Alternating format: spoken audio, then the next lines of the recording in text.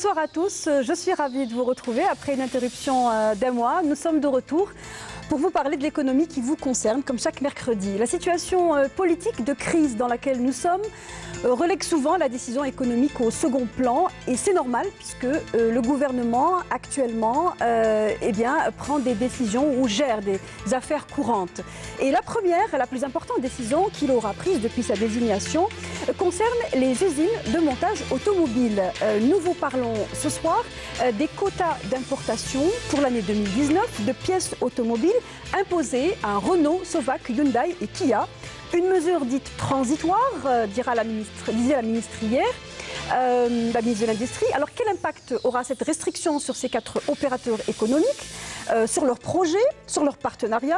Quel impact sur l'offre en véhicules légers, avec des montants astronomiques des importations de collections de pièces servant au montage, avec des réserves de change qui fondent comme neige au soleil, et enfin avec un changement à la tête du pouvoir politique? Nous poserons entre autres cette question à nos invités. Est-ce que la fin du rêve de la voiture Made in Bladi est désormais arrivée? Voilà donc pour le thème que nous allons débattre ce soir. Et nos invités sont Monsieur Djelil Daoudi. Bonsoir.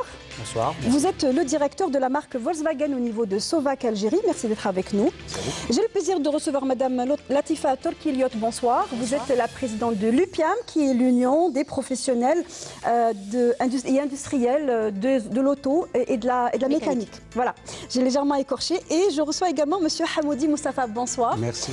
Vous êtes le directeur général, le nouveau directeur général du développement industriel et technologique au niveau du ministère de l'Industrie et des Mines. Merci d'être avec nous.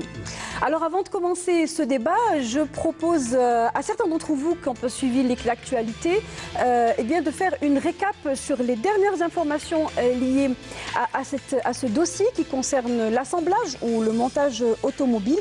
Une récap sur les derniers chiffres qui donc ont été donnés par le gouvernement. Il s'agit des chiffres lourds d'importation, de collection de kits SKD, CKD servant à l'assemblage de tout véhicule confondu, mais on s'intéresse également et surtout aux véhicules légers. Le compte rendu est signé Naïma Haouch et on revient tout de suite après. La tendance est plutôt à la hausse en termes d'importation de kits CKD et SKD. Selon la Direction générale des douanes, le montant de l'importation des collections SKD utilisées dans le montage des véhicules légers a atteint plus de 928 millions de dollars durant les 4 premiers mois de 2019, contre plus de 882 millions de dollars à la même période de 2018, soit une hausse de 45,63 millions de dollars. Les importations de collections SKD destinées au montage des véhicules de transport de personnes et de marchandises ont également augmenté de plus de 100% en dépassant les 306 millions de dollars durant les 4 premiers mois de l'année en cours, contre 143,41 millions de dollars, soit une hausse de 163,23 millions de dollars. Cette tendance haussière touche également les importations des parties et accessoires des véhicules automobiles servant à l'entretien des voitures d'occasion, avec une hausse cette année de plus de 27 millions de dollars. Devant cette situation, le gouvernement tente de réduire le déficit de la balance commerciale en réduisant la facture d'importation des kits CKD, SKD, destinés au montage des voitures touristiques et ceux destinés à la fabrication des produits électroménagers. Il a été fixé aux principaux opérateurs de montage de véhicules de tourisme en Algérie le montant des importations de collections SKD pour l'année 2019 et qui ne couvre que les modèles validés par le Conseil national de l'investissement. Autre mesure prise est l'élaboration par les ministres des Finances et du Commerce d'une conception sur les mécanismes juridiques permettant aux citoyens d'importer les véhicules d'occasion de moins de 3 ans. Une mesure qui a pour but de faire pression sur les prix des véhicules assemblés localement. Pour rappel, en 2018, la facture globale d'importation des collections CKD SKD destinées au montage de véhicules de tourisme utilitaire et l'importation des véhicules de transport de personnes et de marchandises s'est chiffrée à plus de 3,73 milliards de dollars contre 2,2 milliards de dollars en 2017. Voilà, donc nous sommes revenus sur cette facture d'importation de collection SKD-CKD. Un argument principal, semble-t-il, entre les mains du gouvernement pour prendre des mesures qui concernent ces usines qui, il y a quelques mois de cela, avaient le vent en poupe avec plusieurs projets d'assemblage de véhicules légers et aussi de fabrication ou d'assemblage plutôt de pièces de première monte.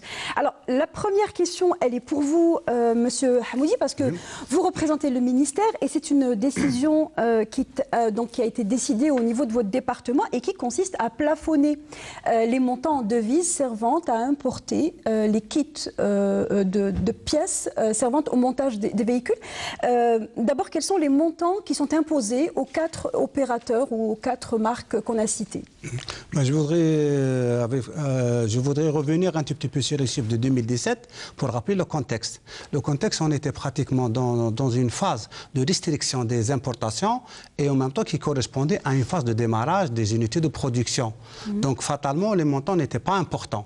Donc c'est pour ça que maintenant, avec la montée en croissance de la production des nouveaux acteurs de l'industrie automobile, on a l'impression que ça a explosé.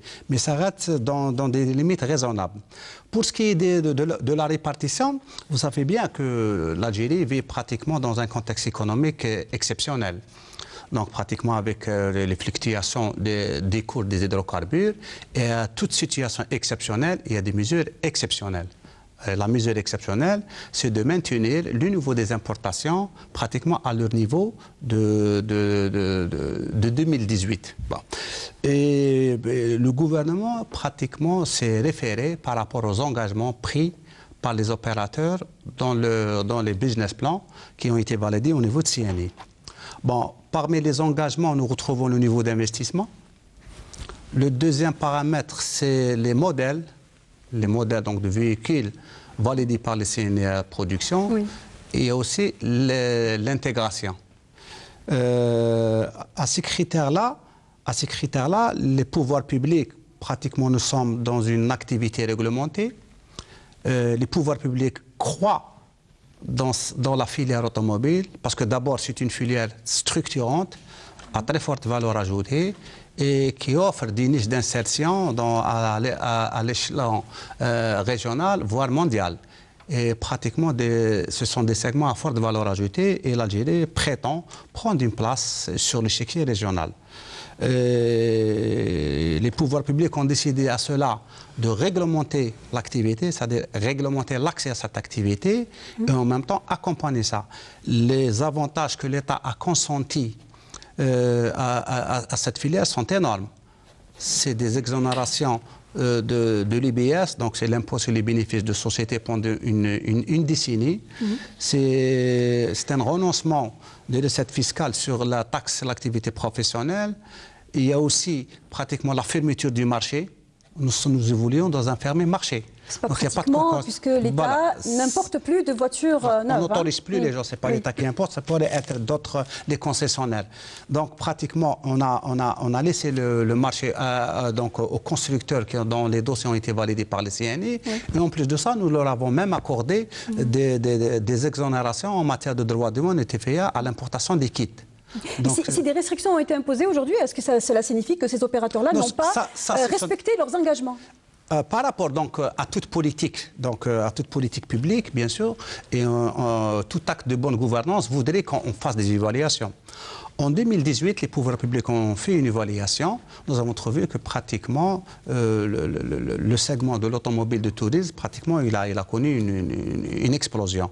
En zoomant un peu plus, nous avons trouvé pratiquement que la majorité des producteurs en place n'ont pas respecté les volumes de production tels qu'ils ressortent dans leur business plan, qui ont été soumis donc, par les opérateurs eux-mêmes, et même le nombre de modèles à produire. Il y a des opérateurs qui ont souscrit donc, dans le cahier de charge pour respecter tous les engagements.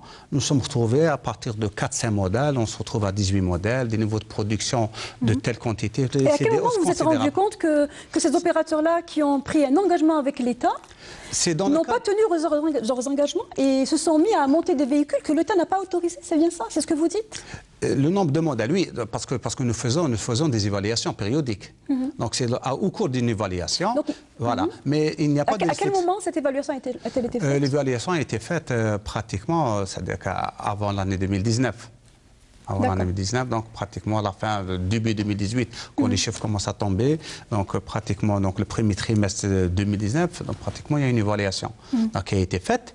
Et la décision du pouvoir public n'est pas de mettre de la restriction, mais surtout d'ajuster et de corriger cette trajectoire. C'est-à-dire que nous avons dit que cette année, il y aura un plafonnement pour que les gens puissent revenir vers les volumes de production auxquels ils sont souscrits au prix du CNI. Le contrat ne stipulait pas de sanctions dans le cas où l'opérateur, le contractant, ne respecte pas l'engagement. Il n'y a pas de sanctions. Donc ça veut dire qu'ils étaient libres, en fait. Je vous rassure que l'État ne va pas revenir sur la filière automobile. Au contraire, nous sommes là pour aider, pour accompagner. Pour réglementer. Sauf, nous sommes dans un contexte exceptionnel pratiquement en matière de balance de paiement. Et l'État, pratiquement, il a décidé à ce que 2019, nous allons corriger les écarts qui ont eu lieu en 2018. Est-ce que les 4 opérateurs qui sont aujourd'hui visés par cette restriction ont tous les 4 été au-delà des engagements en termes de marque, enfin, hormis un, je ne vais pas faire de la publicité. Vous parlez de Renault Algérie Production, sûrement, dans lequel l'État est actionnaire, c'est bien ça. On parle à leur place parce qu'ils ont toujours refusé de participer à cette émission. Ça, c'est juste entre parenthèses. Donc, hormis Renault, tous les autres opérateurs ont dépassé la ligne de leurs engagements? Effectivement. D'accord. Alors, vous n'avez pas donné les montants, mais on va parler déjà de Sovac Algérie qui est donc présente avec nous aujourd'hui. Le plafonnement qui concerne votre SPA est de l'ordre de 600 millions de dollars, c'est bien ça. Donc, vous avez pour 600 millions de dollars d'importation de kits SKD, CKD pour l'année 2019. Est-ce que c'est le cas? Exactement, c'est le chiffre qui nous a été donc communiqué il y a maintenant 2 semaines par le ministère de l'Industrie et des Mines. Unilatéralement et malheureusement rétroactivement aussi, vu que ce chiffre aujourd'hui, pour ce qui concerne le groupe Volkswagen, nous l'avons déjà atteint. Simplement rien qu'en composant, entre les composants qui ont déjà été importés et les composants qui sont aujourd'hui dans les usines de nos fournisseurs, on est déjà à ce chiffre-là. Il faut savoir déjà que nous importons en euros et non pas en dollars. Donc oui, effectivement, je confirme le montant. Donc ça veut dire qu'actuellement, si ce montant a déjà été consommé, nous sommes au 4e, enfin, au 5e mois, au 6e mois plutôt de 2019. Si ce chiffre a été consommé, ça veut dire que vous allez cesser d'assembler? Clairement, ça veut dire que dès juillet 2019, nous allons effectivement cesser d'assembler si la mesure donc, est appliquée. Vu que nous avons donc stoppé la production des composants au niveau de nos fournisseurs, nous avons des engagements quand même. Vous savez, on ne peut pas stopper de la production au niveau du groupe Volkswagen, numéro 1 mondial de l'automobile qui produit 10 millions de véhicules par an. C'est pas aussi facile que ça de stopper la production de composants qui sont spécialement produits pour l'Algérie. Ce n'est pas des composants qu'on peut revendre ailleurs. Avant, quand c'était des véhicules que nous importions, effectivement, on peut revendre un véhicule ailleurs. Aujourd'hui, un composant, un moteur MPI Euro 3 aux normes Euro 3 pour l'Algérie, il n'est pas revendable en Europe, par exemple. Donc, effectivement, l'impact immédiat dès, je pense, juillet, d'après nos prévisions, c'est clairement la cessation de la production, donc la fermeture de notre usine de Relizane. Si on rapporte ça en emploi, c'est 3000 personnes. 3000 personnes, on a 1100 à Relizane et le reste à travers notre réseau et direction générale à Alger et à travers le territoire national. C'est environ 3000 personnes qui seront effectivement dans une situation très délicate. Alors, M. Hamoudou disait tout à l'heure que les 3 opérateurs, c'est-à-dire Hyundai, Sovac et Kia, c'est bien ça, ont dépassé le nombre de marques ou le nombre de projets qui étaient donc décidés initialement avec le CNI, donc avec l'État. Est-ce que c'est le cas? Et dans quelle mesure est-ce que Sovac a décidé de diversifier ses marques et peut-être aussi, je crois, des pièces aussi également? Écoutez, les modèles, je suis un petit peu justement étonné de la façon dont on dit qu'on découvre, qu'on a découvert en tout cas lors d'une évaluation en 2019 que certains opérateurs avaient dépassé. Il a dit fin 2018, c'est bien ça. Ok, avant 2019, donc fin 2018. Nous, effectivement, lorsque nous avions déposé notre business case, premièrement en décembre 2015, ensuite qui a été entériné par le Conseil national d'investissement en décembre 2016, un an plus tard, après beaucoup de discussions et de négociations, effectivement, il portait au début sur un volume de 100 000 véhicules et sur les 4 premiers modèles. Mais nous avons clairement, expressément, c'est écrit, je pense que vous pouvez retrouver bien sûr le document, expressément écrit que, bien sûr, selon la demande du marché, cette gamme de modèles serait enrichie. Aussi, les volumes annuels seraient enrichis. Vous savez, M. Hamoudi, je ne vous l'apprends pas, le marché de l'automobile en Algérie, je vais dire traditionnellement, c'est 400 000 véhicules. À son pic, c'était 500 000 véhicules. 2018, ça a été quoi? Les 200 000 véhicules qui ont été produits et donc vendus sur le territoire. Aujourd'hui, clairement, il y a toujours de la demande qui n'est pas assouvie, qui n'est pas... Voilà, Parmi les projets que vous avez additionnés, si on peut s'exprimer ainsi, est-ce qu'il s'agit bien des véhicules haut de gamme qui ont épaté tout le monde, hein, c'est-à-dire c'est des véhicules qu'on a d'emblée du mal à imaginer qu'ils aient pu être ne serait-ce qu'assemblés en Algérie. Je ne citerai pas les marques, mais vous savez de quoi je parle, c'est-à-dire les véhicules hautement technologiques. Est-ce que ce sont ces projets-là que vous avez additionnés? Honnêtement, non. Pas, ces véhicules, nous les avons effectivement, on va dire, additionnés pour certains. Mais ils représentent des volumes très réduits. Hein.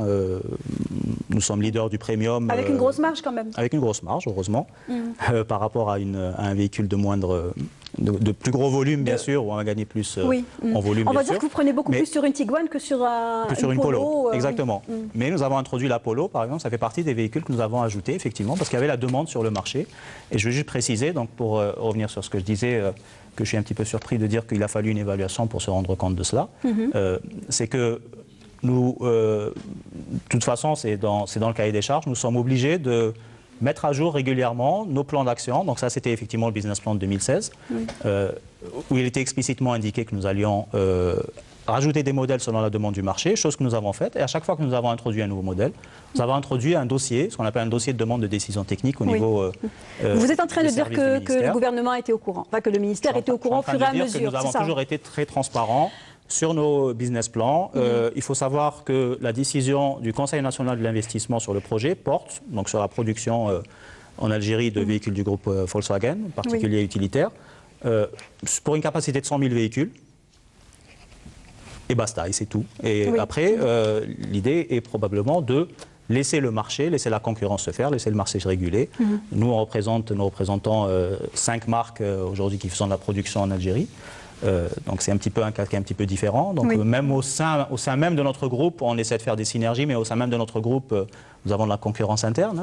Moi, je suis responsable de Volkswagen, je prends tous les jours un café avec mon ami de Seat, mais ils vont ça, c'est la responsabilité ou la décision de votre patron, hein, le big boss, on va dire. Ça, justement, au lieu que ce soit la décision de la libre concurrence et du marché, aujourd'hui, on nous dit c'est plus votre décision. Il y a un petit peu cette ingérence dans la gestion de notre portfolio. Alors, je rappelle que si Sovac est présent, effectivement, ce n'est pas pour parler du projet ou du cas Sovac, parce que précisément, c'est globalement le devenir de ces 4 constructeurs qui emploient beaucoup de gens. In fine, ce sont ces employés leur devenir, en tout cas, qui nous intéresse. Je vais vous laisser l'occasion de réagir à monsieur. Avant cela, je voudrais connaître le point de vue, pour faire le tour de table avec vous, Madame Latifa Turki-Elliott. Quel est le point de vue comment voit l'UPIAM, voit-elle ces restrictions ou plus globalement, cette énième mesure qui frappe le secteur des usines de montage? Déjà, je vous remercie pour cette invitation et je souhaite Eid Moubarak à l'ensemble des auditeurs et les personnes présentes. Je pense que dans cette filière, je suis déjà très heureuse d'entendre les représentants du ministère de l'Industrie dire que cette filière est pour eux importante, structurante, stratégique. Donc cela veut dire que tous les acquis aujourd'hui que nous avons dans cette filière ne vont pas disparaître, ou en tout cas on va les consolider et on va travailler à ce qu'on ait une réelle feuille de route dans ce secteur qui devient réellement nécessaire.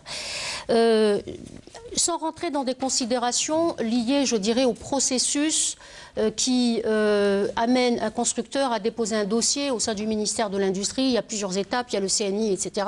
Il y a des business plans, donc je pense que je fais confiance aux constructeurs et aux autorités dans ce sens pour faire en sorte qu'il y ait un assainissement de la situation. Ceci étant dit, il y a quand même 3 points qui sont importants. Le premier qui est le volume. On l'a dit, on l'a répété, lorsque on va dans une industrie de montage, il y a deux schémas, deux scénarios industriels. Un top-down et un bottom-up. Donc, par exemple, le Maroc, c'était les sous-traitants, les équipementiers, ensuite un ou deux constructeurs aujourd'hui, et d'autres pays, ce sont des constructeurs avec des équipementiers et des sous-traitants. Nous sommes dans ce deuxième scénario, et je tiens à le répéter, c'est un scénario qui existe déjà et qui fonctionne. Pour qu'il fonctionne, il faut un seuil, un volume de véhicules produits localement pour nous permettre d'optimiser l'outil de production, pour pouvoir mobiliser des équipementiers et des sous-traitants autour des constructeurs. Une taille critique, hein, et évidemment, ce n'est pas un seuil inférieur, c'est un seuil une taille critique, supérieur. exactement, minimum de 200 000 véhicules, quels que soient les modèles, quelles que soient les marques. Ce qui est important, effectivement, quand on fait cet assainissement, indépendamment de la partie juridique et réglementaire, c'est vraiment que d'associer les constructeurs à réfléchir avec les autorités locales à ce qu'on puisse quand même respecter ce seuil, qu'on puisse avoir ce seuil critique pour nous permettre par la suite de drainer ce tissu de sous-traitants autour, auquel cas ça ne sera pas utile. Oui. Et surtout, et on l'a dit et on le répète, travailler sur un certain nombre de modèles qui font qu'aujourd'hui, le constructeur étranger puisse réellement mobiliser, considérer l'Algérie comme une cheville ouvrière sur la région Maghreb. Parce que, comme vous le savez, souvent, ils ont plusieurs pays, donc c'est important qu'on cadre dans la stratégie aussi du constructeur. Avec cette dernière décision, évidemment, ça va à l'encontre avec cette création de taille critique. Alors, pour l'instant, nous avons entendu que c'est une mesure transitoire. Dans une mesure transitoire, dans l'objectif justement d'assainir la situation, de travailler ensemble. Je pense que je peux aussi l'annoncer, nous avons échangé avec le ministère de l'Industrie. Vous savez que ça fait quand même 1 an qu'on parle de la nécessité d'un contrat tripartite entre le ministère de l'Industrie en tant que garant, les constructeurs en tant que partie prenante et l'UPIAM en tant que représentant des sous-traitants. Nous avons enfin aujourd'hui la possibilité de dire qu'on va travailler ensemble dans ce sens. Enfin, on espère quand même l'adhésion aussi de l'ensemble des constructeurs qui, en tout état de cause, ont déjà adhéré au principe qui porte sur la nécessité de travailler ensemble. On ne peut pas... là, ils n'ont pas tellement le choix. Hein, si on leur demande de carrément aller vers la fermeture de leurs usines... Alors, c'est pour ça que c'est pas lié à l'automobile seulement. En matière de communication, il y a des méthodes. Je pense qu'en Algérie, de façon générale, ce n'est pas lié au ministère de l'Industrie. Qu'est-ce qu'on vit? On vit des décisions portées par un exécutif et une base telle qu'elle soit, en fait un tissu industriel, des opérateurs qui doivent suivre. Il arrive quand même fréquemment, il faut le dire, parce qu'on a parlé de licences d'importation, on a parlé je crois, de 851 produits, donc après on a parlé du DAPS, voilà, quels que soient l'importation de véhicules de moins de 3 ans. Entre autres, voilà. Donc, quelles que soient les décisions qui sont prises par l'exécutif, il est indispensable d'associer les professionnels. Aujourd'hui, c'est toujours pas le cas. En tout cas, les dernières décisions qui ont été prises ont-elles associé ne serait-ce que l'UPIAM, puisque vous êtes une union, vous représentez... Même avant l'UPIAM, même les constructeurs, Madame Prémissi, vous savez... Au final, quand bien même on veut réduire la facture d'importation et prendre une décision et dire qu'on la réduit de temps, même si vous prenez cette décision finale, c'est important d'associer les parties prenantes. Oui. D'accord. Vous savez, que ce soit en général ou même dans l'économie, la vie n'est pas noir ou blanc, hein, c'est pas tout noir ou tout blanc. On prend des décisions consensuelles. Quand bien même vous avez, vous, les idées claires de ce que vous voulez faire, c'est important d'associer les parties prenantes qui peuvent avoir un avis différent, qui peuvent peut-être faire des propositions différentes, qui peuvent aboutir au même résultat. Parce que aujourd'hui, ce que je dis là, et j'insiste, ce n'est pas lié uniquement au ministère de l'Industrie, il est réellement lié au modèle de gouvernance que nous avons au sein de notre économie. On passe notre temps à mettre en place des décrets, à sortir des décrets, à sortir un cadre réglementaire sans consulter la base. Sans consulter la base, et ensuite on corrige le tir. Ça crée une instabilité. Pour le coup, ça va être difficile quand même d'engager des véritables réformes ou d'une véritable vision, une stratégie, parce que comme on le disait au début de cette émission, nous sommes dans une période assez difficile où le gouvernement essaie de gérer les affaires courantes, puisqu'il le dit précisément, c'est transitoire. Alors, est-ce qu'on peut comprendre en quoi cette mesure est-elle transitoire? C'est-à-dire, est-ce qu'elle a été définie dans le temps? Et est-ce qu'elle, dans le cas où, voilà, on l'a entendu, mais c'est peut-être aussi le cas aussi pour Hyundai, dont toute la famille Tahkout est actuellement en prison, mais ça c'est une autre histoire. Et également le cas de Kia et de RAP aussi, Renault Algérie Production. Si certaines de leurs activités ferment, est-ce que cette mesure continuera à prévaloir? Je vous remercie pour la question. Bon, ce que j'ai à dire, c'est que la décision des pouvoirs publics, elle n'est pas motivée d'une manière unilatérale et arbitraire. La décision des pouvoirs publics, elle a été prise par rapport aux engagements auxquels les constructeurs ont souscrit. Donc, pratiquement pour cette année, le fait qu'en 2018, il y a eu des dépassements des niveaux et des modèles autorisés. Est-ce que vous avez des montants, pardon, je vous coupe, est-ce que vous avez un montant des dépassements cumulés de ces opérateurs-là?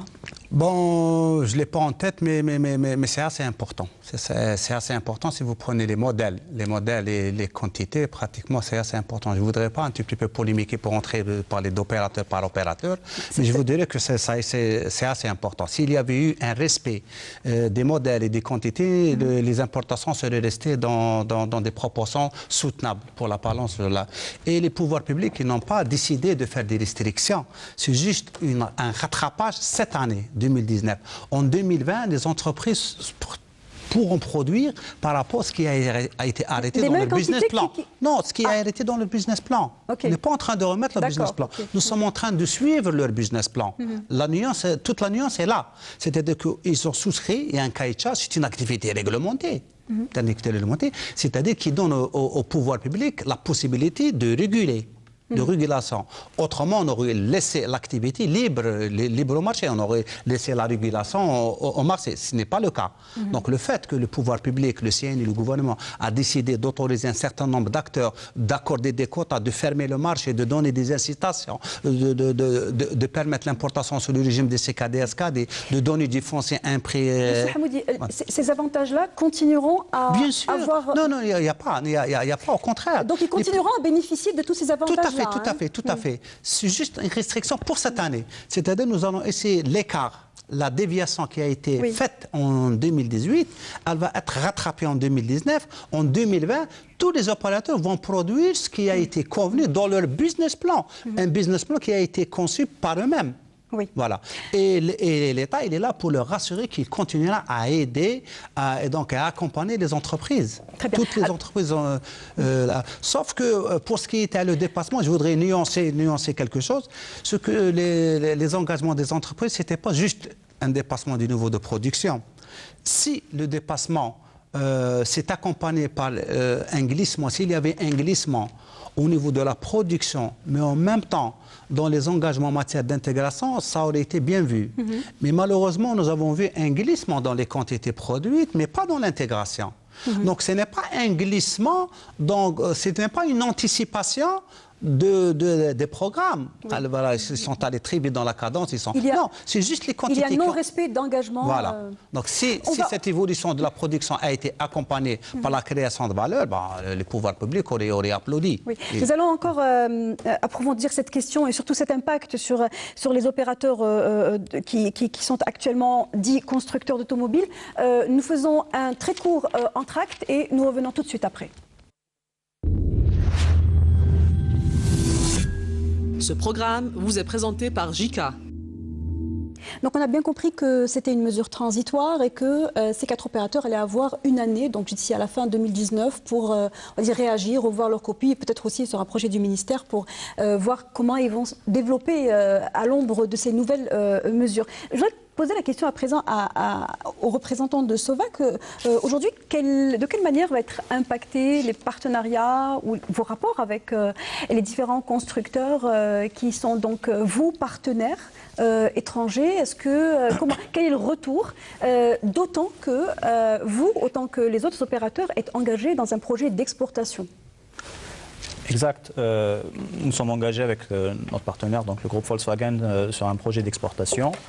Aujourd'hui, ce projet d'exportation, si nous le réalisons, c'est simplement parce qu'il est obligatoire. Aujourd'hui, selon les dispositions du décret exécutif qui régule, puisque monsieur disait que l'activité est effectivement régulée, selon les dispositifs du décret exécutif 17344 de novembre 2017, les opérateurs s'engagent à atteindre un taux d'intégration défini au bout de 3 années, qui est de 15% et 40% au bout de la 5e année, après la 5e année. Et pour ce faire, il est absolument nécessaire, puisque ça compte pour au moins 50%, la moitié de ce taux d'intégration considéré, donc la moitié de ces 15%, seront réalisés via l'exportation de composants qui seront produits en Algérie par des sous-traitants vers les usines européennes du groupe Volkswagen pour la première monde. Ce qu'on appelle la première monde, c'est donc les composants qui sont directement utilisés pour le montage de ces mêmes véhicules en Allemagne et autres.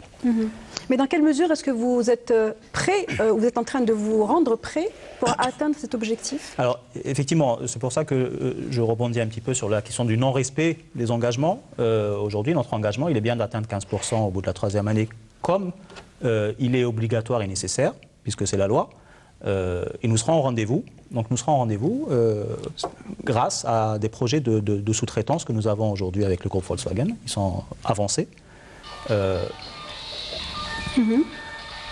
Nous avons défini avec le groupe Volkswagen ou identifié au moins 10 projets sur le moyen terme. Donc 4 sont déjà on va dire, attribués et signés.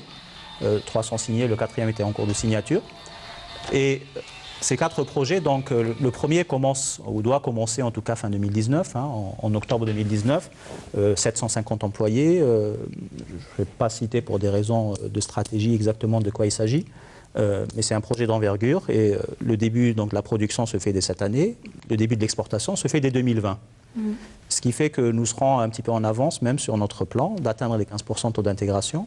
Et en 2020, nous serons clairement au rendez-vous. Donc nous aurons commencé à exporter de la pièce, des composants produits en Algérie par des Algériens à Relisen ou autres, par des sous-traitants du groupe Volkswagen qui viennent s'installer en Algérie. Le groupe Volkswagen, quand il vient faire un projet dans un pays auquel il croit et sur lequel il mise et dont il veut faire une plateforme industrielle, comme l'ont fait nos concurrents avec nos voisins. Aujourd'hui, votre taux d'intégration est à combien? Aujourd'hui, nous avons un taux d'intégration. Le taux d'intégration est divisé en plusieurs parties. Ce qu'on appelle l'intégration locale, nous sommes entre 5 et 7%, selon, en moyenne, on va dire. Ça représente combien de pièces? Ça représente, c'est en montant en fait qu'il faut dire. Aujourd'hui, les pièces ne sont pas, nous sommes à la première phase de notre projet, la phase du SKD. Donc aujourd'hui, les pièces ne sont pas intégrées. Ce qui est intégré principalement, c'est la main-d'œuvre, le service, toute la valeur ajoutée algérienne. Donc aucune pièce n'est en fait. Aujourd'hui, aucune pièce. Aujourd'hui, aucune pièce sur le SKD n'est produite en Algérie. Parce que tout simplement, les projets de sous-traitance n'ont pas commencé. Aujourd'hui, si on prenait un sous-traitant. Mais vous dites que 2020, vous y arriverez. Enfin, vous arriverez en tout cas pour Évidemment. Pour les capacités d'exportation. Nous avons entamé donc la deuxième phase de notre projet. Et dans cette deuxième phase de notre projet, il y a une évolution du process de production, premièrement. Avec la carrosserie, la peinture, la soudure, etc., au laser, etc. Et bien sûr, la production de pièces en Algérie. Et aujourd'hui, ce qu'il faut savoir, c'est que si on prend un sous-traitant, un équipementier, un sous-traitant, une PME algérienne, pour pouvoir se mettre au standard d'homologation du groupe Volkswagen, ça va prendre 18 mois, voire 24 mois, ça va prendre 2 ans. Alors que si le groupe Volkswagen vient s'installer dans un pays qui ramène ses propres équipementiers de premier rang, qui eux-mêmes, à leur tour, pourront faire travailler des PME algériennes parce qu'ils auront besoin de plastique, de choses d'injection, des choses comme ça. C'est comme ça que va se créer effectivement ce tissu de sous-traitance automobile. Alors justement, la question, je vous la renvoie à M. Hamoudi. Est-ce qu'un opérateur tel que nous venons de l'entendre peut compenser le non-aboutissement de ses engagements, comme vous le disiez tout à l'heure, peut les compenser avec le projet d'exportation qui était quelque chose d'initialement inscrit entre les pouvoirs publics et les constructeurs? Bon, ce que je peux dire, c'est qu'au niveau de la formule retenue par le ministère de l'Industrie dans l'évaluation de l'intégration, il y a une bonification de l'exportation. C'est-à-dire que les pouvoirs publics renoncent un peu à un taux d'intégration plus élevé qui peut être compensé par l'exportation. Donc c'est déjà pris en charge. Oui. Donc je pense que si j'ai bien compris... Mais la multiplication de marques, c'est-à-dire vous avez dit que c'était des opérateurs qui ont assemblé plus de marques que ce qui était décidé au départ. Est-ce que cela peut être compensé avec l'exportation en bout de fil, c'est-à-dire à partir de 2020 C'est une démarche générale, pas que pour la filière automobile. C'est-à-dire qu'on équilibre la balance des paiements par l'export. excusez-moi, je Voilà, vous ai interrompu, c'est pas lié à la filière automobile. Je vous prie de m'excuser, je vous ai pris la parole, mais ce que disait le représentant de Sovac est très important.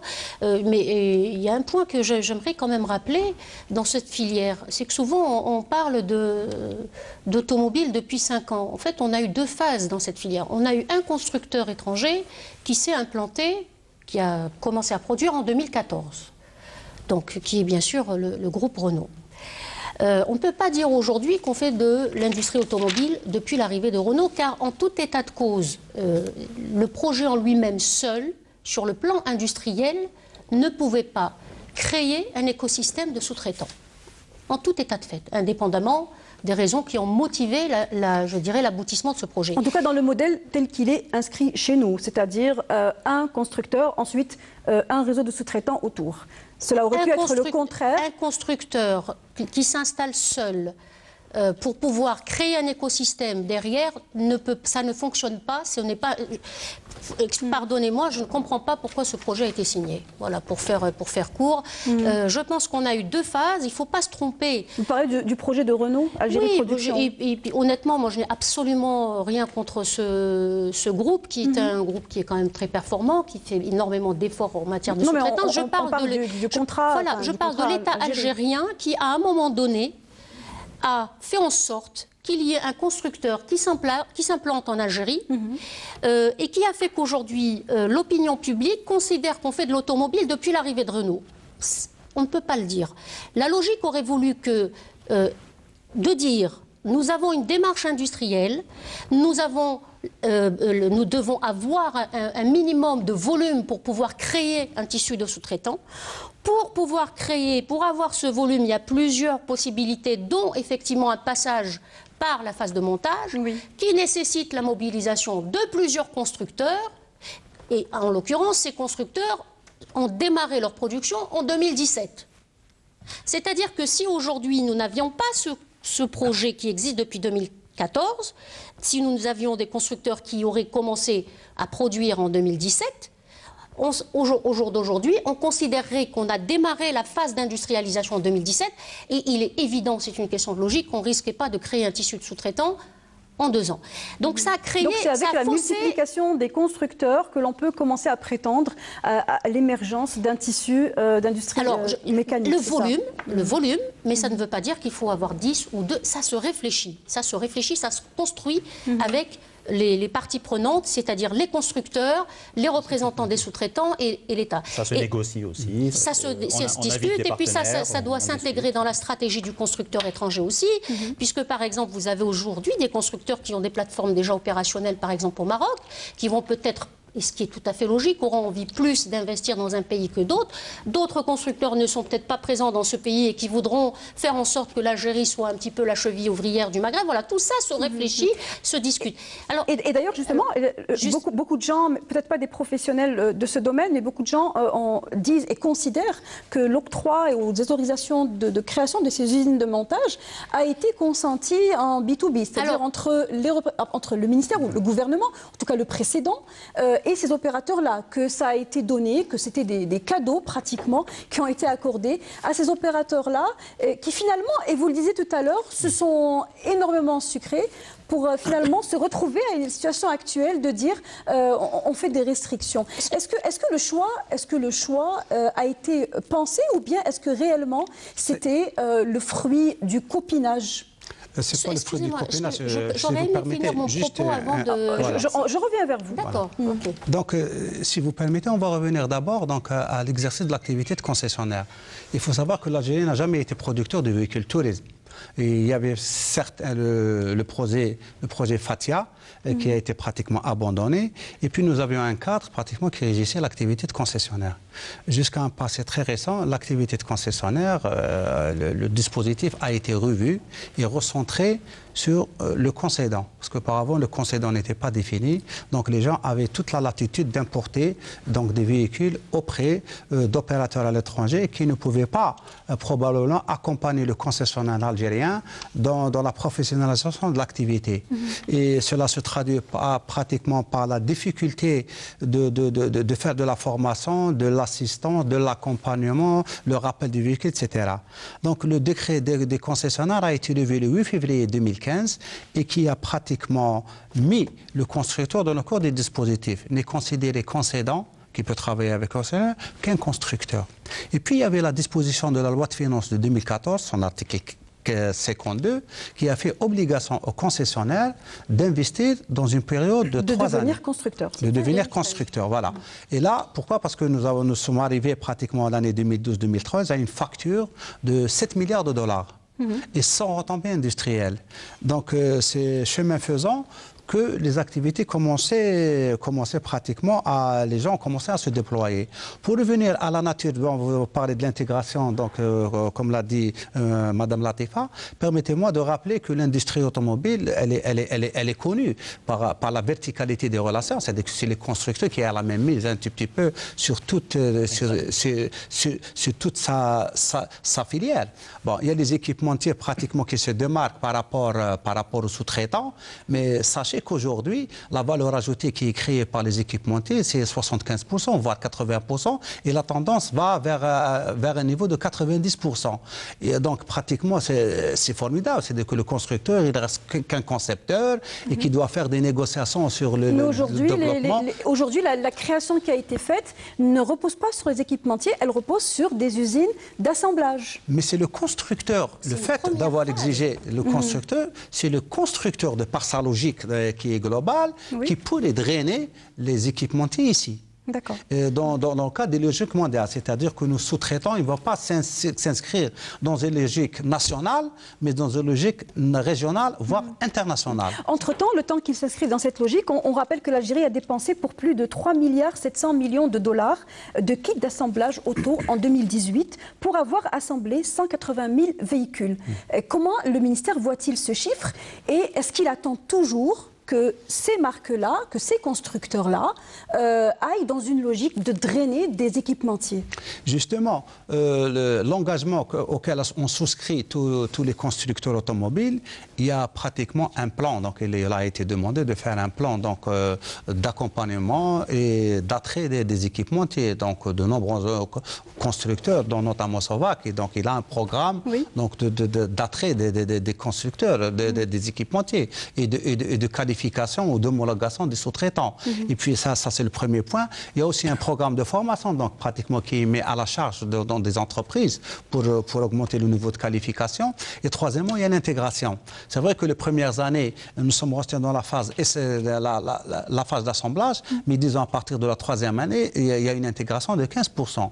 D'accord. Qui n'a pas encore été atteinte pour l'instant.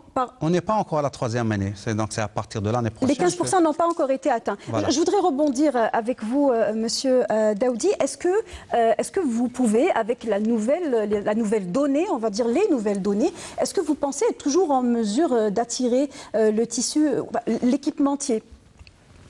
Clairement, non. Clairement, non. Parce que, bon, on parle maintenant de période transitoire. Toute l'Algérie est en période transitoire, effectivement. Oui. En attendant, comment rassurer nos partenaires? Les signatures ont eu lieu au mois d'avril. Que doit-on dire aujourd'hui aux 3000 employés qui risquent de perdre leur emploi? Ce qu'on leur dit, c'est une période transitoire. Que doit-on dire à nos partenaires allemands et autres donc européens qui se sont engagés avec nous? Vous savez, c'est la première fois dans l'histoire que l'Algérie est référencée aujourd'hui chez le groupe Volkswagen comme pays de sourcing. C'est la première fois, c'est arrivé il y a quelques semaines, je crois. Est-ce que vous pouvez juste expliquer le sourcing? Comme pays référencé, donc des sous-traitants qui existent partout dans le monde, de plusieurs pays dans le monde industrialisé. Et aujourd'hui, l'Algérie a rejoint, je ne dis pas de bêtises, madame, l'Algérie a rejoint donc ces pays qui sont considérés, qui sont référencés chez le groupe Volkswagen comme pays d'où on peut acheter de la pièce. Il y a des marchés qui ont été octroyés aujourd'hui à l'Algérie. À nos projets. Nous soumissionnons au niveau du groupe Volkswagen un cahier des charges, nous faisons des soumissions et on s'est rendu compte en fait en soumissionnant, en faisant nos premières études et nos premiers business plans de sous-traitance, que l'Algérie était extrêmement compétitive, je ne vais pas dire le chiffre, mais extrêmement compétitive par rapport à nos voisins tunisiens et marocains. Compétitif par rapport au tissu de... Alors par rapport au coût en fait, de production, parce que le groupe Volkswagen va acheter la pièce et les composants de la meilleure qualité qui soit, au meilleur prix qui soit. Donc en termes de coût, de prix, nous sommes très très compétitifs pour plusieurs raisons, l'énergie, la main-d'œuvre, la proximité géographique, la logistique, etc. Oui. Vous êtes compétitif pour le groupe, hein, pour la maison mère, vous n'êtes pas compétitif pour le pouvoir d'achat local. Non, bien sûr, hein. alors ça se discute parce que nous ne sommes pas très loin de nos concurrents. Ça, c'est un autre sujet, effectivement. Oui, c'est mais un autre non, sujet, je parle de compétitivité, effectivement, au niveau de notre constructeur, de notre maison mère. Mais qu'est-ce que ça veut dire si nous sommes compétitifs? Ça veut dire que nous avons eu l'opportunité de décrocher des marchés. Oui. Aujourd'hui, quand un marché est décroché, c'est pour la durée de vie d'un modèle. La durée de vie d'un modèle, c'est 7 ans. Et c'est pour donc plusieurs millions d'euros par pièce. Aujourd'hui, si nous produisons des jantes, il y a 4 ou 5 jantes sur un véhicule.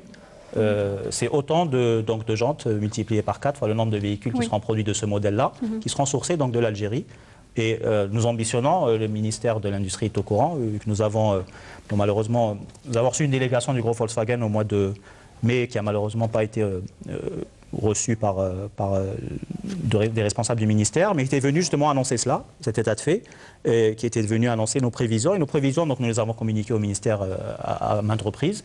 Et nous ambitionnons d'atteindre dès 2024 1 milliard d'euros d'exportation de composants vers l'Europe. Donc ce que nous voulons en Algérie aujourd'hui, elle est dans une période transitoire, effectivement. Nous sommes solidaires de la volonté de réduction, de rétablissement de la balance commerciale, pas forcément par la réduction, parce qu'il ne faut pas penser qu'à couper, mais aussi à créer, à penser aux générations futures. 1 milliard d'euros d'exportation, ça ferait de l'automobile, je pense, M. Hamoudi, le premier secteur exportateur d'hydrocarbures de loin. Juste une information avant de passer à autre chose. Vous avez dit que la maison mère considérait que le Sovac Algérie, se représenter en Algérie était compétitif. Quelle est l'évolution du chiffre d'affaires de Sovac entre 2017 et 2018, juste pour avoir... de production locale, hein, de pièces. Pour avoir une idée sur la santé. La santé en termes de véhicules, elle est ce qu'elle doit être pour pouvoir financer les investissements. Comme je disais tout à l'heure, nous sommes en phase 2, nous allons installer donc beaucoup d'investissements très lourds pour produire des jantes, par exemple, c'est 80 millions d'euros, 100 millions d'euros d'investissement. Je donne simplement un exemple sans dévoiler quoi que ce soit. Mais ce qu'il faudrait voir, c'est la contrepartie, c'est ce qu'il va y avoir de l'autre côté. C'est pas Sovac qui est compétitif, c'est les sous-traitants du groupe Volkswagen qui vont s'installer en Algérie. Si un sous-traitant, ce sous-traitant qui produirait des jantes s'installait ici et était, 10% moins cher qu'au Maroc, pourquoi Volkswagen s'approvisionnerait au Maroc? Aujourd'hui, le Maroc exporte 10 milliards d'euros de composants et de pièces. La Tunisie, on exporte 5 à 7. Donc, M. Hamoudi disait tout à l'heure que l'Algérie n'a jamais été traditionnellement, historiquement, il y a eu quelques tentatives, effectivement, comme Fatia, etc., mais un pays industriel, un pays d'industrie automobile. Personne n'est né pays d'industrie automobile, ça s'est fait progressivement. Le Maroc, ça a pris une trentaine d'années, mais ça s'est accéléré très rapidement dans les 15 dernières années. La Tunisie, c'est 15 ans. Latifa Torkiliou, est-ce que vous considérez que l'État aujourd'hui fait tomber une mesure comme un coup près, n'attend pas ou peut-être ne donne pas le bénéfice du doute à des constructeurs de pouvoir évoluer, de faire évoluer leur fameux taux d'intégration qui a du mal à arriver? Est-ce qu'aujourd'hui, il devrait leur donner une chance encore, selon vous? Et je pense qu'il faut rappeler un petit peu l'historique, parce qu'on est en train de dire plein de choses, énormément de choses, mais tout est un petit peu mélangé, la sous-traitance, le sourcing, bref. Donc peut-être faire un petit rappel. On parle souvent dans cette filière de 2 sujets qui sont sensibles. Donc l'exonération des taxes de douane et l'exonération de la TVA sur le véhicule neuf. Alors, l'exonération des taxes des droits de douane porte sur les collections SKD, CKD, aujourd'hui importées. Et cette exonération, en fait, existe pour l'ensemble des industries de montage depuis maintenant une vingtaine d'années. Donc je crois que c'était en l'an 2000 qu'il y avait le décret relatif à ce type de facilitation accordée par l'État. Donc ce n'est pas nouveau et ça ne concerne pas que la filière automobile. Cela fait 20 ans qu'aujourd'hui, en Algérie, il existe un décret qui réglemente un certain nombre de professions, dont l'activité de montage et donc d'importation SKD-CKD. Il se trouve que la filière automobile est aujourd'hui, elle aussi, concernée. L'autre point qui est très important à signifier porte sur l'exonération de TVN. Je crois que c'est ce qu'on dit, hein, TVA sur le véhicule neuf. Voilà, alors, de TVA. Sur ce point, aujourd'hui, nous avons un texte qui existe depuis 2016, qui en effet donne la possibilité aux constructeurs d'avoir cette exonération de TVA. Mais en réalité, l'exonération, elle existait déjà pour le constructeur Renault. C'est-à-dire que ce qui s'est passé, c'est que quand en 2014, ce projet a été signé, il y avait un certain nombre, comme tout contrat qui se discute, qui se négocie, donc un certain nombre de facilités qui ont été accordées, dont cette exonération. Oui.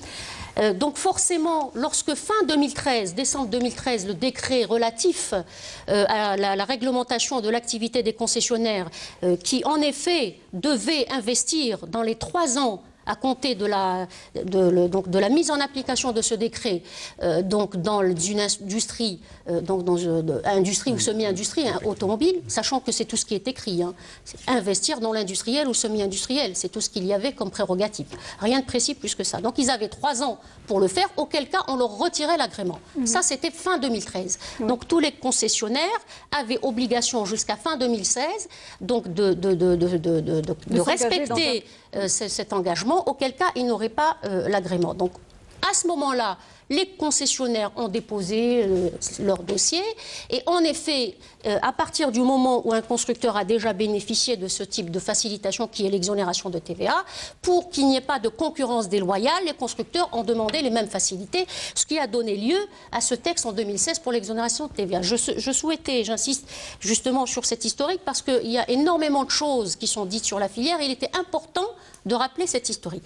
Concernant maintenant tout ce qui porte sur le cahier des charges, je vais être honnête, après, bon, il y a eu plusieurs équipes, il y a eu plusieurs ministres, il y a eu plusieurs échanges, etc. Honnêtement, on l'a aussi dit, le cahier des charges aujourd'hui, tel qu'il est stipulé pour ce qui concerne, entre autres, le respect du taux d'intégration, honnêtement, je serai à la place d'un opérateur, je m'arrangerai pour que ce qui est écrit soit respecté, mais la réalité est autre. Parce qu'un opérateur est un opérateur, de toute façon, au jour d'aujourd'hui, son objectif, c'est de respecter la réglementation et de faire en sorte à ce qu'en effet, il soit en bonne santé. Bon. De se faire de l'argent, on va dire gagner, et faire gagner, enfin, faire vivre son usine, on va dire. Mais ça, c'est normal, moi, je veux dire, dans le privé, c'est tous les privés. Donc actuellement, vous dites que le texte réglementaire n'encadre pas suffisamment l'intégration. C'est pas qu'il n'encadre pas, il n'engage pas. Lorsque vous dites dans un cahier des charges, le constructeur doit mobiliser. Très bien. Moi, je vais vous faire... mobiliser, c'est les équipementiers. Donc, moi, je vais vous faire un dossier où je vais vous dire, monsieur l'équipementier, faites-moi une attestation, un courrier dans lequel vous dites, je m'engage à m'implanter. Très bien. Qu'est-ce qui se passe ensuite? On ne sait pas grand-chose. Donc, l'engagement aujourd'hui, et si vous permettez, j'aimerais quand même développer un peu plus mes propos, parce que c'est quand même important. Nous sommes pratiquement à la fin de l'émission, voilà. Donc peut-être pour un petit peu équilibrer aussi les échanges, je pense qu'aujourd'hui...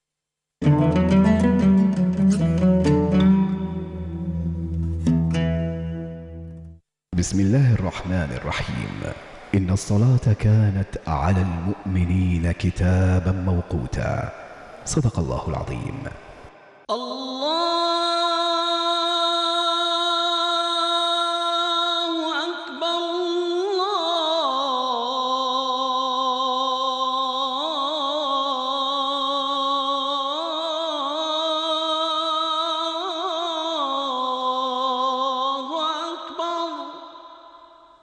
أشهد أن لا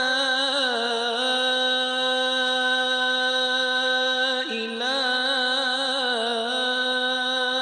إلا الله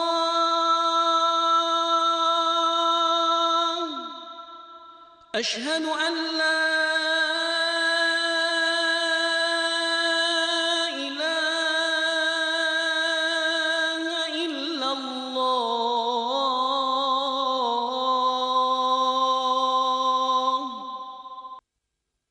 أشهد أن محمدًا رسول الله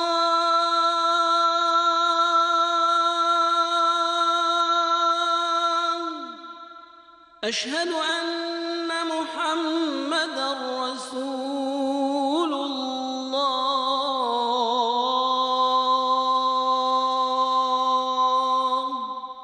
حي على الصلاة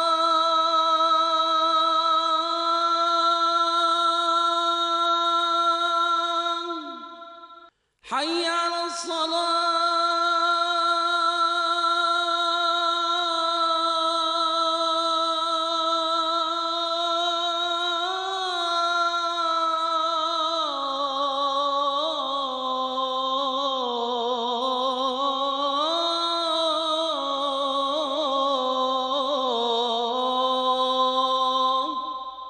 حي على الفلاح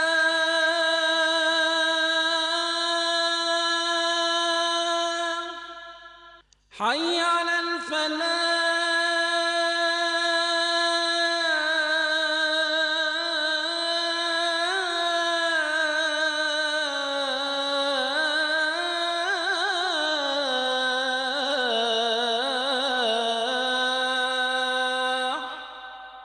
الله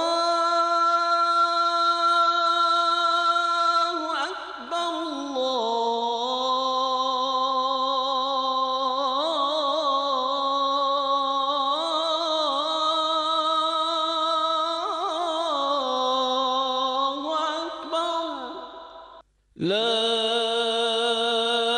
إله إلا الله. اللهم رب هذه الدعوة التامة والصلاة القائمة آت محمدا الوسيلة والفضيلة والدرجة الرفيعة وابعثه اللهم مقاما محمودا الذي وعدته. Nous avons un cahier des charges qui a été décidé, qui a été défini, mais aujourd'hui, contractuellement, juridiquement parlant, il n'engage pas le constructeur. C'est la raison pour laquelle nous, au sein de l'UPIAM, ce qu'on avait dit, c'est qu'à un moment donné, il faut contraindre plus le constructeur, aller plus dans l'intégration, et même aussi l'export. Il faut être beaucoup plus explicite. Lorsque vous lisez le cahier des charges, ce que vous voyez, oui, il doit faire l'export, il doit faire l'intégration, mais c'est bien. Il y a des contrats de filière qui ont été désignés, c'est bien ça, pour atteindre un objectif de 500 000 unités en 2022 et exporter des véhicules. Justement, ce qu'on a dit, c'est qu'aujourd'hui, lorsque vous travaillez avec des constructeurs étrangers, vous signez des contrats avec eux. On ne peut pas remettre en cause un contrat qui a été signé. Ou alors, on va dans des considérations juridiques qui, à mon avis, qui devraient être longues. Et les contrats aujourd'hui qui lient un Sovac avec un Volkswagen ou un Renault avec le partenaire public sont des contrats qu'on ne peut pas remettre en cause, sauf à mettre en place ce qu'on appelle un avenant, ce qui veut dire qu'on va rediscuter. Et on ne peut pas le faire. Ça serait en matière d'éthique professionnelle, il n'y a pas de logique. Ce qu'on a dit, pour pouvoir corriger le tir, parce que j'insiste, tous ces constructeurs aujourd'hui ont démarré leur production en 2017. Si vraiment aujourd'hui on souhaite faire de l'intégration, il faut avoir une vision stratégique, c'est-à-dire une vision sur toute la filière, que ce soit en matière d'intégration, en matière d'export. Vous disiez tout à l'heure, monsieur disait, c'est une plateforme de sourcing. Par exemple, si vous prenez Peugeot, aujourd'hui, ils ont toujours eu comme plateforme de sourcing la Tunisie. Ils ne se sont implantés au Maroc que depuis quasiment en même temps qu'en Algérie. Volkswagen, elle a une stratégie aussi pays qui est totalement différente. Renault sont présents au Maroc depuis très longtemps. Donc tout ça doit être pris en compte. Et aller plus loin dans le détail sur aujourd'hui, toute la partie industrielle sur toutes les années à venir, donc sur les 5 années à venir, donner cette visibilité et arrêter de parler de taux d'intégration qui aujourd'hui, honnêtement, maintenant, je suis tout le temps, lorsque j'entends taux d'intégration, je suis un peu frustrée, parce que moi j'ai envie qu'on aille... Le Maroc aujourd'hui, le véhicule Renault, c'est 1800 pièces, dont la moitié des pièces produites localement. Point. Aujourd'hui, si vous avez 1800, c'est clair, 900 pièces, c'est clair. Travailler avec les professionnels pour faire en sorte que justement on fasse cette déclinaison et peut-être que si aujourd'hui nos capacités ne nous permettent de faire que 500 pièces, eh bien on le saura. Il y a un dernier point sur lequel je souhaite revenir. Donc tout ça, c'est avant qu'on nous rende l'antenne. Très bien. Dans le contrat de filière, il y a un dernier point, c'est que nous on a proposé une méthode et c'est la raison pour laquelle moi je suis heureuse de effectivement peut-être ce gouvernement de transition, on ne sait pas, ce qu'on sait, nous, on travaille avec une institution qui, j'espère, va pouvoir capitaliser, quelles que soient les personnes aujourd'hui à la tête de cette institution. On a proposé une démarche qui porte sur l'intérêt pour le pays de pouvoir être compétitif. C'est de dire aujourd'hui, il y a un créneau sur lequel nous sommes compétitifs, c'est la plasturgie, parce que nous sommes un pays producteur hydrocarbures, parce qu'on peut produire localement les intrants, donc réduire la facture d'importation de ces intrants qui sont aujourd'hui importés, par exemple, par les autres pays concurrents.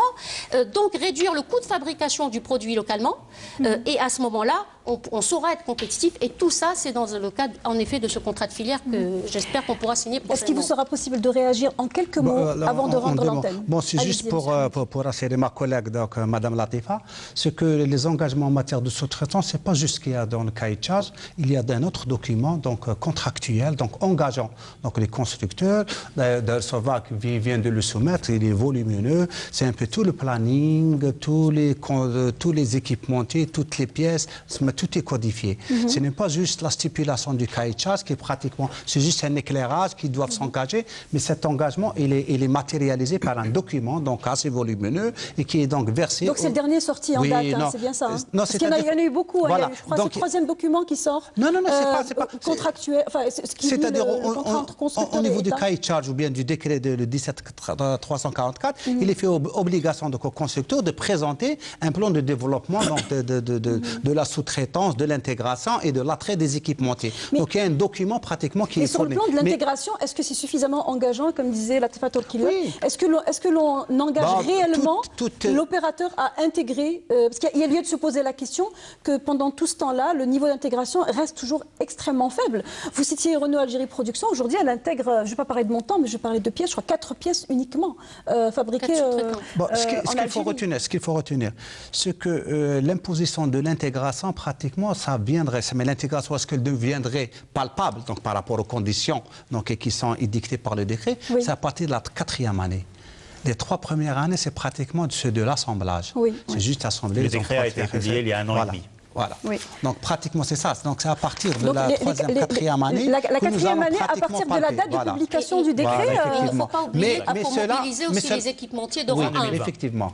Mais dans les démarches, bon, c'est vrai que le ministère pratiquement donc il a fait obligation ça aux constructeurs, mais toutes les initiatives telles que donc la prône Madame Latifa ou d'autres associations ou d'autres consortiums ou les clusters et tout ça, il y a pas mal d'organisations donc professionnelles qui sont en train de se mettre en place. Oui. Toutes les initiatives sont les bienvenues. D'accord. On espère que vous allez vous rencontrer, qu'il va y avoir discussion et qu'on puisse un jour faire un débat en disant oui, nous avons été consultés par les pouvoirs publics avant que ces décisions aient été prises. En tout cas, je pense que c'est tout l'espoir que nous fondons. Aussi, je vais devoir désannoncer mes invités. Je rappelle que pour ce débat qui était donc parler des usines d'assemblage ou de montage de véhicules, chacun ira de son qualificatif. J'ai eu plaisir d'avoir Madame Latifa Torkilio, présidente de l'UPIA, Monsieur Djalil Daoudi, directeur de la marque Volkswagen chez Sovac Algérie, et Monsieur Hamoudi Mustafa, directeur général du développement industriel et technologique. Pour revoir cette émission, pour ceux qui l'auraient prise en cours de chemin, la rediffusion est prévue demain entre 11h et midi, comme d'habitude. Sinon, le replay sur la chaîne YouTube de Canal Algérie. On reviendra sûrement sur ce sujet avec d'autres opérateurs, avec d'autres intervenants, Inch'Allah. Je vous souhaite une très bonne soirée et à mercredi prochain.